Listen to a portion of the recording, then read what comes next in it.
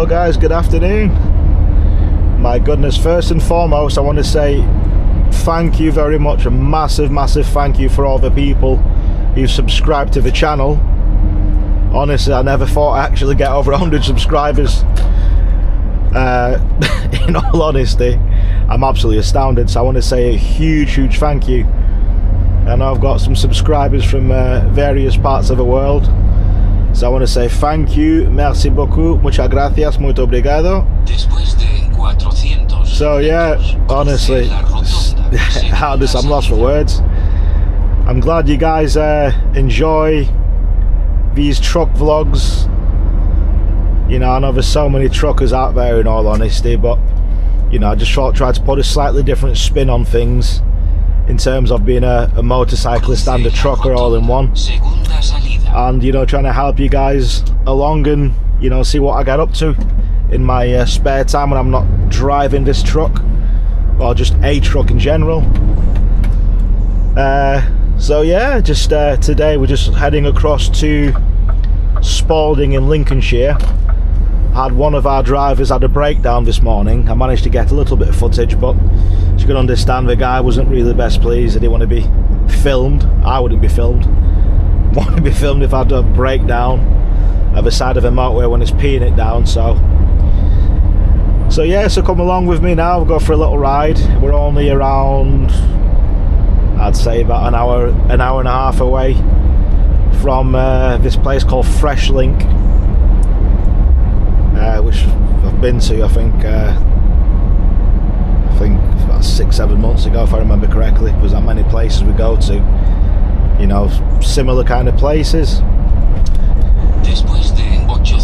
So what should we talk about today? I was thinking about a few things, and one that definitely springs to mind which as a trucker and a motorcyclist, you can attest to this one. If there's any motorcyclists and truckers out there, if you can comment in the section, let me know what you think. Well, there's a couple of commonalities between trucking and motorcyclists, and I put this in one of my videos ages ago, which I deleted. Obviously I didn't want to, you know, I didn't think I was going to start the channel. I was umming and ahhing, and now I've kind of jumped in and, you know, I've got 100 subscribers. So one of the things I'd say as a trucker and a motorcyclist you will definitely get is you'll definitely have a case of Tourette's, where you'll be driving along, whether someone's cut you off or some kind of nonsense you'll get up to, you know, you'll see on the road, and you might be 1 minute you might be on your phone to your friends, to your partner, to the office. Next thing there'll be effing and blinding, the air turns blue. And then as a motorcyclist as well, the amount of things where you get where cars, well, say they don't see you, which again I find that very hard to believe, but let's just say they can't see you. You know, they pull out in front of you. You know, sometimes do you get a you know, an apology, I'm sorry. Sometimes these car drivers, not all, let me just preface everything I want to say, not all, some car drivers, some van drivers, some truck drivers and some motorcyclists, we're not all saints, myself included, but where, yeah, you'll be riding along, next thing you'll be swearing, someone's cut you off, someone's almost run you over, but the biggest one is just the tailgating aspect. Someone wants to tailgate me in this, be my guest. Well, that's just another fellow trucker, and if I'm stopping and he's not paying attention, he goes into the back of me, then been for big problems. But yeah, so the things that you'll do, trucking will definitely change you.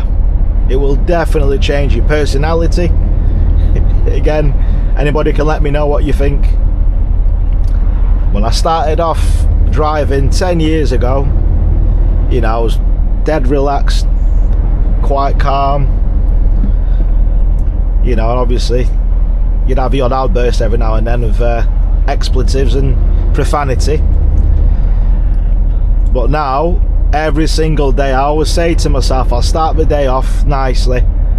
I try to put on some relaxing music There's some smooth FM, classic FM, some 80s soft, you know, power ballads. Within 5-10 minutes I can say the serenity's gone out the window. Someone's cut you up, brake checking you. So the start of your day, when you're thinking you're going to be nice and relaxed, it can't go happen again, you can't have a Groundhog Day. Anybody who's old enough who remembers the film Groundhog Day will know the reference, where you have deja vu over and over again. Well, this is what you'll find in trucking. Deja vu, you're going to have it on a day-to-day, believe me.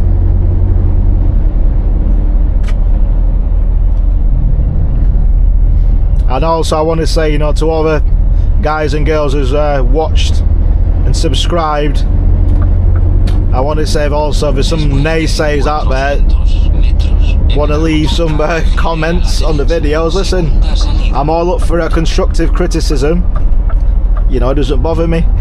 But some people, there's some strange people out on the internet, but just literally get online to slag you off for no apparent reason, just because they probably don't like you. They don't, I don't know, they don't know me personally, they just don't like you, they don't like your video. I had one fella, he said that his videos he'd rather watch cricket or bowling. I said, oh, why did you watch it? He goes, I haven't. I thought, my God. I said, alright, carry on as you are.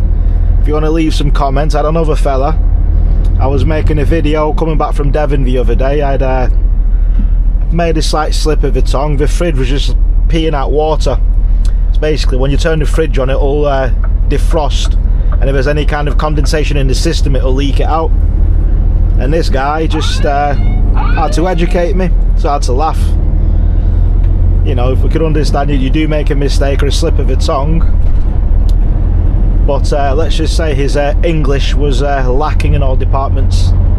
So unless he might have taken umbrage to one of my claims of his Johnny Foreigners, what I made, you know, and sometimes Johnny Foreigners, believe it or not, speak better English than the majority of some of the English I've spoken to. So, you know, they have a better grasp of formulations of sentences. And yet this guy, if I could, I won't even bother naming him, but what he sent me, it took me about 2-3 times to read it to actually understand what he's trying to say to me. But anybody who wants to leave any kind of comments, like I said, I'm open to criticism.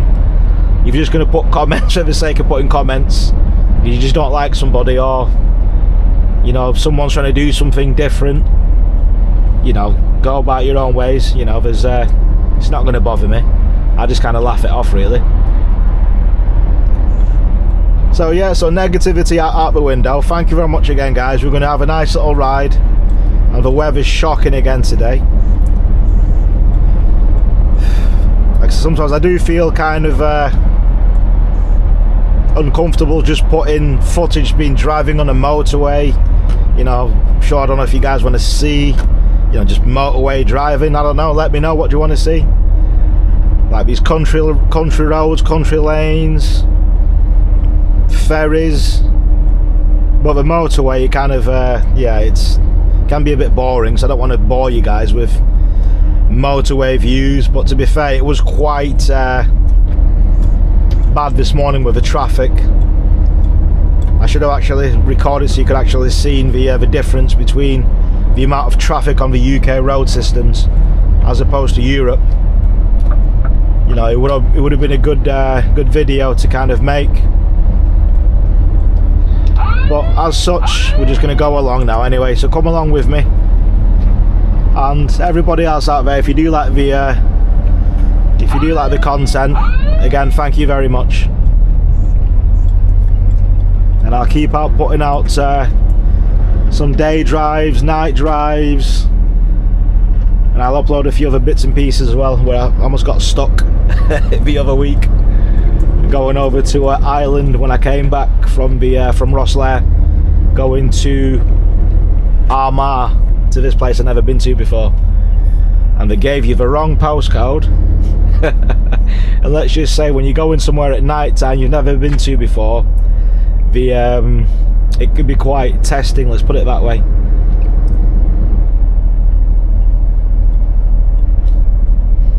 You get your perceptions at night time, it's completely different.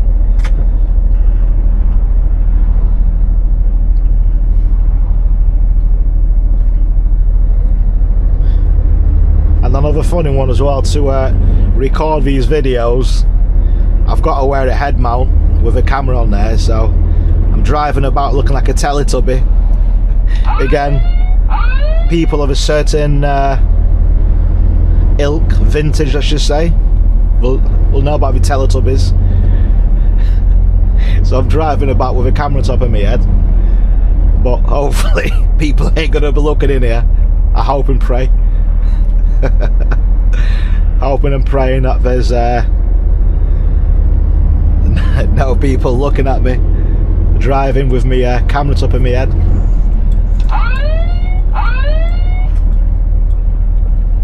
But yeah, so if any of you guys want to see, you know, let me know what kind of footage you want to see. And when I stop afterwards, one of my subscribers actually said I was going to do a little video to show you what all these various buttons are in here and what they do. So I'll do that when I stop in a little while.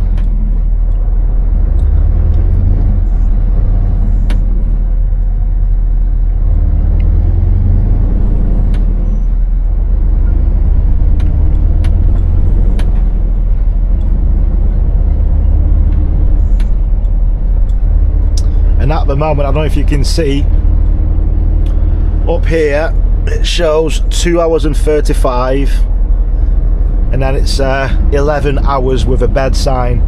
So that means in it's now 4:03 PM, I've got to be parked up and on break to have an 11-hour rest by 18:38, so 6:38 PM UK time. Obviously guys, you know, if you're a truck driver, you know what the tachograph is, but I'm assuming that some of the guys and girls who subscribe to my channel, you know, not all truck drivers and not all motorcyclists, so I'm probably gonna have to try to go back to basics and explain the you know, the tachograph, how it works, the rules and regulations in the UK, and obviously Europe, when we're out and about in Europe.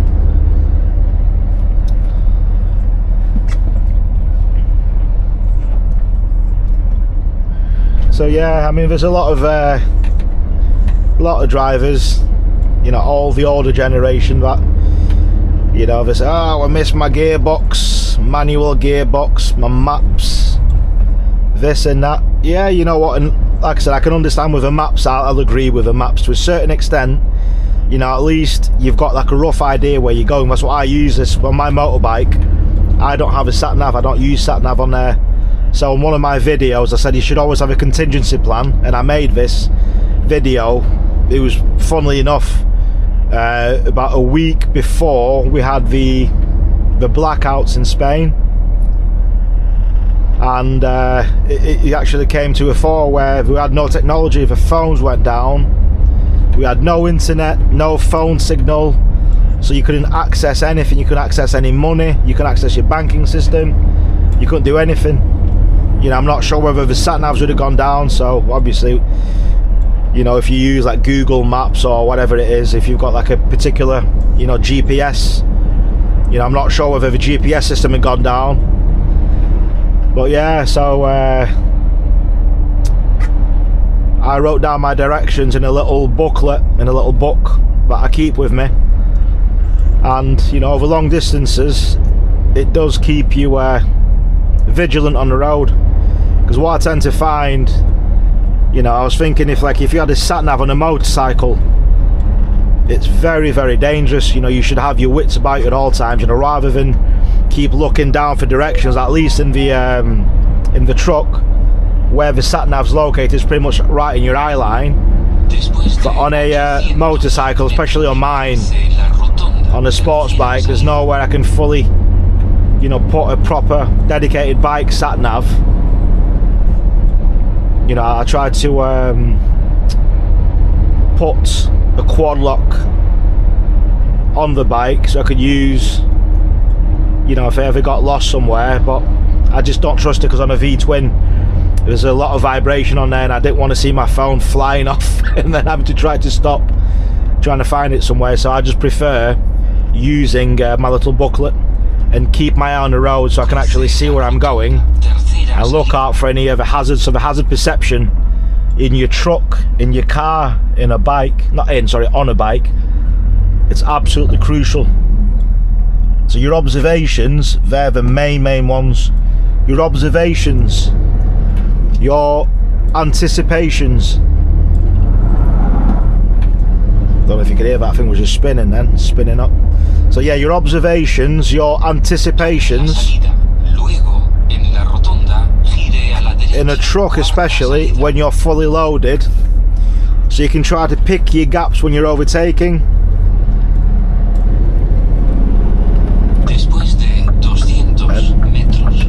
Right, let's have a look. Right, let's get in the way. So yeah, so when you're overtaking, you need to, when you're picking your gaps to try to get across. And especially at roundabouts, my god, you can see sometimes where trucks are trying to pull out from a roundabout and you're very heavy,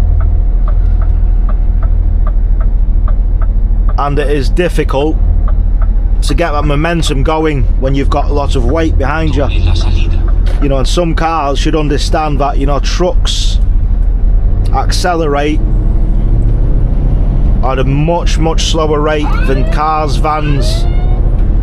So just please, if you see a truck at a roundabout struggling to pull off, just flash them out. Literally take some 5 seconds, 10 seconds to let them pull out, and I guarantee you'll get a good thank you of appreciation.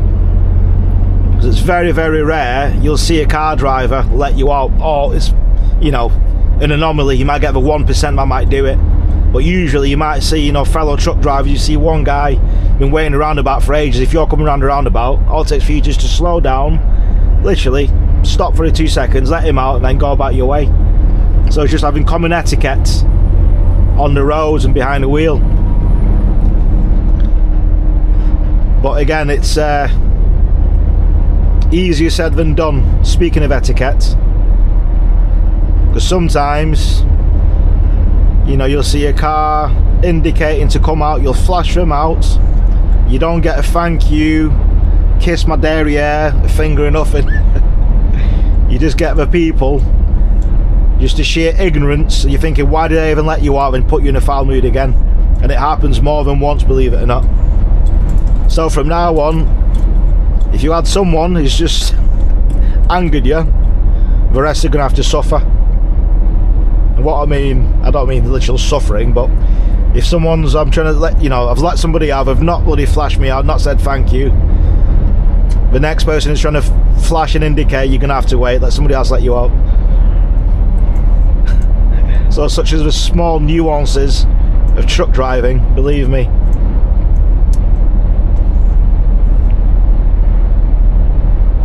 But yeah, you'll definitely get Tourette's, 100% guaranteed, as a truck driver and a motorcyclist. And if anybody agrees with me, let me know in the comments, or disagrees with me, if you're both a trucker and a motorcyclist.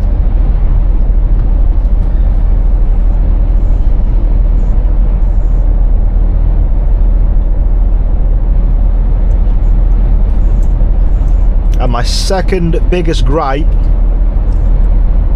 is certain drivers not knowing the speed limits for the roads that you're on. Like here, single carriageway, we've got the big sign there, national speed limit sign. For cars, it's 60. And why was it yesterday? I was near Whitchurch in Shropshire, on a single carriageway road where cars can do 60. Yeah, everyone wanted to do 40 miles an hour. 40 when the roads were dry, no obstructions, nothing. And you wonder why truck drivers are getting angry, getting annoyed, where people are oblivious to the speed limits. You know, we can do 50 on a single carriageway. Yet cars are sat about doing 40, messing around, dawdling, and then brake checking when we're flashing them, trying to give them a honk to them to get a move on. And then you wonder when we've got to actually overtake them on a single carriageway. There should be no way you're getting overtaken by a truck on a single carriageway or on a motorway at all. It's absolutely ridiculous. There should be no way as a car driver or as a van taxi driver, you know, when you're not restricted to any kind of speeds. Alright, some vans are restricted, so you see some to 56, 58, 62, 70, but cars, come on, if you can't do 40, you shouldn't be on the road. You're causing more of a havoc, more of a hazard on the roads, and it leads to a lot of road rage, and it takes to people taking unnecessary risks. So that's one of the biggest gripes, I would say, as a trucker, is people not knowing the speed limits nor adhering to it, to the actual limits themselves.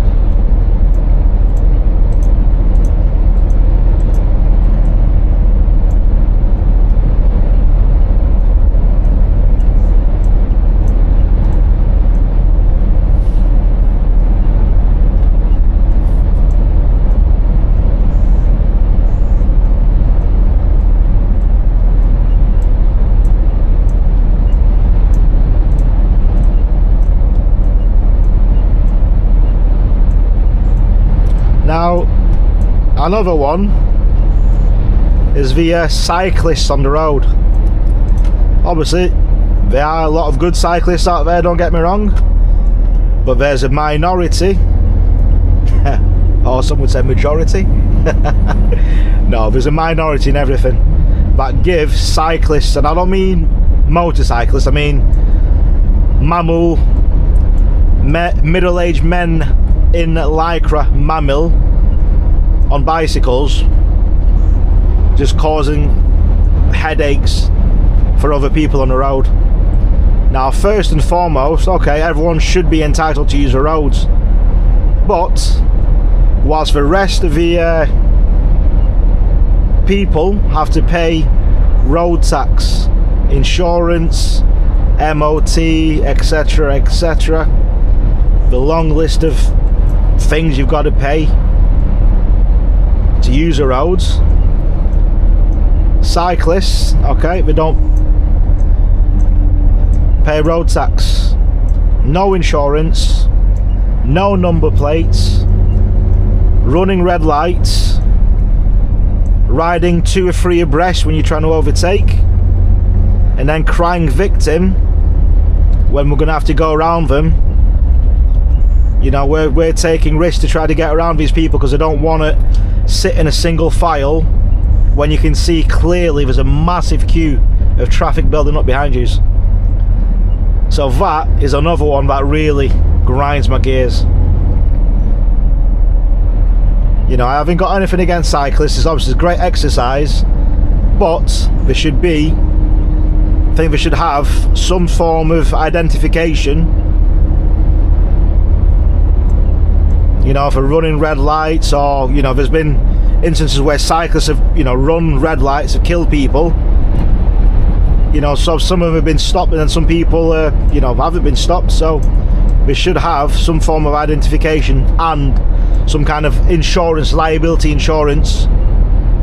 Because if they fall and they damage your wing mirrors or you dent in your car, how are you going to claim what insurance if they've not got any kind of liability insurance to claim against?